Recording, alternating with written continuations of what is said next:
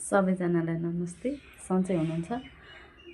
अब बच्चाहरूलाई स्कुल पठाइसकेपछि अझै काम त भ्याइएको छैन हैन, तैपनि बच्चाहरूलाई स्कुल पठाइसकेपछि चाहिँ अलिकति थोरै फ्री भएको भएर चाहिँ अब यसो सानो एउटा भिडियो बनाउनु भनेर। खासै म बोलेर भिडियो बनाउन त मलाई त्यति राम्रो पनि लाग्दैन, खासै धेरै मैले बनाएको पनि छैन हैन।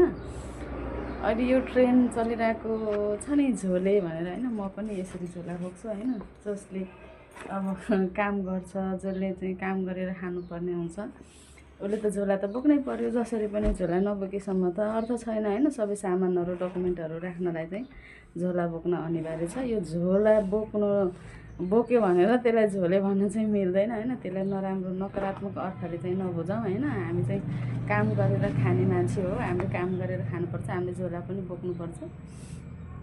त्यो ठुलो कुरा भएन हैन। हामी कसैले पनि त्यो झोलेलाई चाहिँ नराम्रो अर्थ चाहिँ नलगाउँ।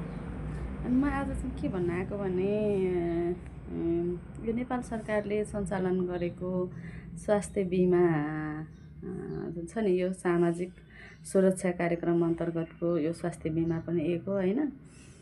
यसमा चाहिँ हजुरको भनौँ न 70 वर्ष, जो पनि 70 वर्षमा माथि पुग्नुभयो उहाँहरूको चाहिँ निःशुल्क स्वास्थ्य बिमा चाहिँ नेपाल सरकारले 1 वर्षको 1 लाख रुपियाँ चाहिँ हजुरको प्रदान गर्ने गर्छ। त्यसमध्येमा हजुरको रातो कार्ड जो अपाङ्ग हुनुहुन्छ नि, पूर्ण अपाङ्ग, उहाँहरूलाई पनि निःशुल्क रूपमा चाहिँ हजुरको स्वास्थ्य बिमा नेपाल सरकारले गरिदिन्छ। अनि त्यसपछि हजुरको निलो कार्ड जो ख वर्गको अपाङ्ग हुनुहुन्छ उहाँहरूलाई चाहिँ प्रदेश सरकारले पनि बजेट छुट्याएर स्वास्थ्य बिमा गरिदिन्छ। र अहिले जुन आयो नि ओपिडीमा हजुरको 25,000 रुपियाँ प्रत्येक 5जना परिवारले 1 जना बराबर 5,000।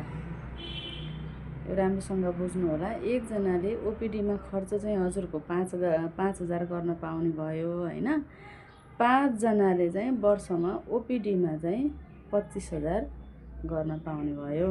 त्योभन्दा माथि हजुरको अब 6 जना भयो भने 30,000, 7 जना भयो भने 35,000, 8 जना भयो भने 40,000। यो ओपिडीको खर्च मात्रै हो हैन, भनेको नर्मल चेकअपहरूको लागि। अब हजुरको इमर्जेन्सी छ भने त इमर्जेन्सी उपचार त उसले 1 लाखकै पाउने भयो। यसमा कोही पनि कन्फ्युज नहुनु होला, धेरैजना कन्फ्युज भइरहेको जस्तो मलाई लाग्छ। अनि अर्को चाहिँ हजुरको यो किन गरेको हो भन्दा जसले पनि